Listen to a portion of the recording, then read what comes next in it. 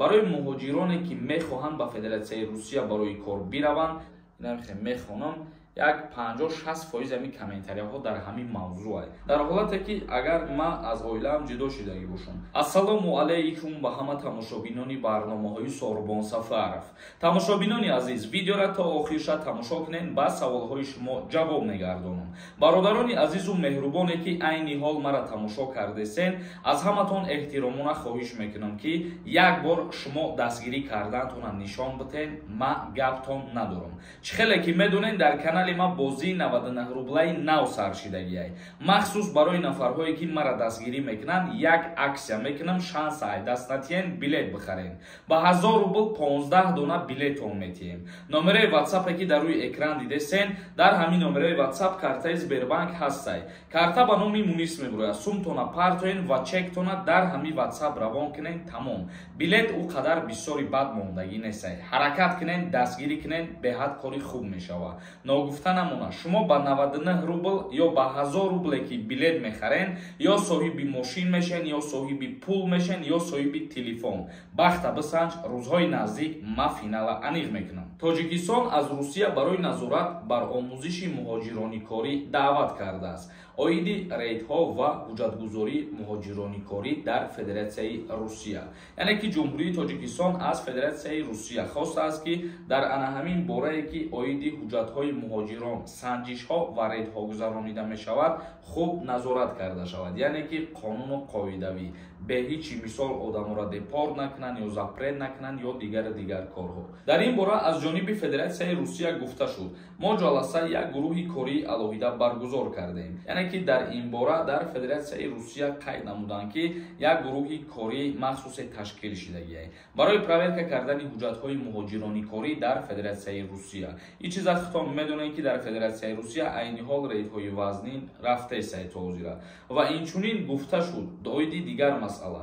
Мақомоти ҷумҳурии Тоҷикистон дар бораи раванди ташкили омӯзиш дар ҷумҳурии Тоҷикистон низ барои муҳоҷироне ки мехоҳанд ба Федератсияи Русия барои кор бираванд, пешниҳод кардааст. Яъне ки мақомоти ҷумҳурии Тоҷикистон инчунин ба ҳукумати Федератсияи Русия як пешниҳоде кард барои омӯзиши забони русӣ, барои омӯзиши фарҳанги русӣ ва дигар чизҳое ки дар Русия лозим мебошанд, барои шаҳрвандони ҷумҳурии Тоҷикистон, махсус дар ҷумҳурии Тоҷикистон як курсҳо омода карда шавад. Яъне ки шаҳрвандони ҷумҳурии Тоҷикистон пеш аз сафар кардан ба Федератсияи Русия ин омӯзишҳои худшона бигзаронанд. Ва инчунин ёдовар мешавем ки маркази бисёрфунксионалии муҳоҷиратии Федератсияи Русия оиди кушода кардан дар ҷумҳурии Тоҷикистон тақрибан моҳи ноябри соли 2022 як ҷаласа баргузор кардагӣ буданд ва дар ин мавзӯъ суҳбат карда буданд. Яъне чиро дар назар дорем? Оиди ҳуҷҷатгузорӣ кардани тоҷико пеш аз ба Россия рафтан ё оиди ба кор таъмин кардани шаҳрвандони ҷумҳурии Тоҷикистон пеш аз ба Россия рафтан. Бародарони азиз, дар ин мавзӯе ки охирон гап задем, боз як видеои алоҳида мекунем ва пирратар мефаҳмонем. Айни ҳол акнун мегзарем ба қисми хондани комментарияҳо, бо диққат гӯш кунем, ба саволҳотон ҷавоб бигирем. доруҳои табиӣ аз ширкати Шифофармо барои шумо. Инчунин доруҳо барои зиёд кардани риш ва мӯйсар. Инчунин доруҳо барои нест кардани простатит ва зиёд кардани қувваи мард. доруҳо барои нест кардани сангу намаки гурда. Ба рақамҳои рӯи экран дар тамос бошед. Инчунин нафарҳое ки мехоҳанд ҳиҷомаи бепул кунанд, шумо ҳам муроҷиат кунед. Мирзоев нависонда: ассалому алайкум, ака дар Тоҷикистон ҳам то 30 сола расидагиай даъват ба хизмати ҳарбӣ. Пешакӣ раҳмат. Не, дар ҷумҳурии Тоҷикистон даъватшавӣ ба хизмат аз 18 то 27 солагӣ муқаррар шидагиай. Як каси дигар нависонда: саломат бошӣ ака, раҳмат ки ҳамаи хабарҳоро ба мардуми ғариб мерасонӣ. шуморо ҳам зинда ва саломат бошед ки моро тамошо мекунед ва дастгирӣ мекунед. аз шумо миннатдорам. ҷамшед нависонда: ассалому алайкум, як савол доштем ака. ман худам дар Россия двойное гражданство дорам. оилаам қати фарзандам пеши ман Россия омаданиай. барои фарзандам аз ман давернес дар корай барои аэропорт. пешакӣ раҳмат ака. бале, фарқ надорад ту двойной гражданин ҳастӣ ё ки яктарафа гражданин ҳастӣ, дар ҳолате ки фарзанд ба воситаи модараш пеши ту меояд ё фарзанд ба воситаи падар ба назди модараш меравад, давернес дар корай. аз чӣ тарафе набошад, давернес ҳуҷҷати лозимиай. як каси дигар нависонда: зинда бошӣ Сорбон бародар, ҳар лақира аҳамият нате, ман мухлиси шумо ҳастам.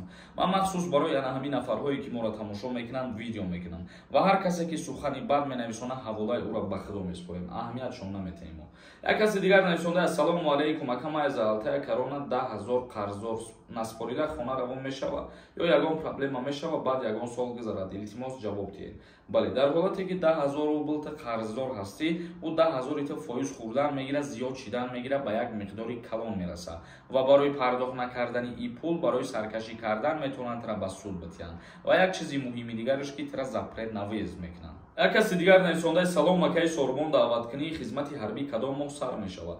Даъваткунӣ ба хизмати ҳарбӣ призиви тирамоҳӣ аз 1 октябр ба шурӯъ мешавад, яъне ки аз 1 октябр сар мешавад. Як каси дигар нависондаи салом, макама бе документ кор кардаи судам. Вақти рафтани проблема намешавад, илтимос ҷавоб медодем. Пешакӣ раҳмат. Бародарои азиз, як гапа ба ҳаматон як бори дигар мегӯям ки дар ҳамин мавзӯъ савол натиҳед. Ҳамин комментарияҳоро вақте ки ман мехонам ина бародаро, ина мехонам, як 50-60% ҳамин комментарияҳо дар ҳамин мавзӯъ аст. Ман ҳар видеомда мегӯям ки агар шумо бе документ бошед, вақте ки меоин дар аэропорт дар таможни бипурсанд, баъд запретон мекунанд. Агар ки напурсанд, бисёр ҳолатҳое мешавад ки ҳуҷҷат намепурсанд, дар ин ҳолат ягон проблематон намешавад, бародари азиз. Як каси дигар нависонда ассалому алайкум, ака ду фарзанд дошта бошем, меган қонуни нав омада мебаранд. Не, ин тағйирот ва иловаҳо дар ҷумҳурии Тоҷикистон дар қонунгузории хизмати ҳарбӣ ва ӯҳдадориҳои ҳарбӣ ворид нашидаи олӣ. Легенда нависонда салом, ака моҳи августа авлава ҳаста ё ин ки не? Пешакӣ раҳмат. Не, айни даъваткунӣ ба хизмати ҳарбӣ мо гуфтем ки аз октябр сар мешавад. Боз як каси дигар нависондаe ки ассалому алайкум, ака номерота айкиҷо биёвем жду ответ. Агар саволи шахсӣ дошта бошем, метавонед худ номерота бинависонед, иншааллоҳ ки дар WhatsApp бо ту дар суҳбат мешавем. Як каси дигар нависондаe ака илтимос ҳамин саволамда ҷавоб дед. 10 рӯз чӣ савол додистам, ҷавоб надодистӣ. Бародари азиз, дар савол ба фикрам ки болода ҷавоб додем. Аллакай узр касое ки ба саволшон дер ҷавоб мегиранд. Як каси дигар нависондаe ассалому алайкум, савол доштам. Ман худам двойное гражданство дорам. Оилам дар Федератсияи Русия қарор дорад. Дар ҳолате ки агар ман аз оилаам ҷудо шудагӣ бошам, дар ҳамин ҳолат ман дар ҷумҳурии Тоҷикистон қарор дошта бошам, акди никоҳи мо бекоркуниш чӣ тавр мешавад, ҳамира мефаҳмондӣ. Дар ҳолате ки зан ва мард аз ҳамдигараш ҷудо шуданӣ мешаванд ва яке аз тарафҳо мисол бе якдигараш зиндагӣ дорад, ё мард дар Россия ё зан дар Россия, дар ин ҳолат вақте ки як тараф ариза пешниҳод мекунад ба суд ва тарафи дигар ки розӣ бошад ба воситаи давернс, яъне ки падар ё модар ё бародари худаш дар ҳуҷҷатрӯӣ мекунад, аз баҷои ана ҳамун нафари набуда метавонад ки дар мурофиаи судӣ иштирок кунанд аз баҷош. Тамошобинони азизу гироми қадр, видеоро ҷамъбаст мекунем то наворҳои дигар. Худованд ҳамаи мо шуморо нигаҳбон бошад.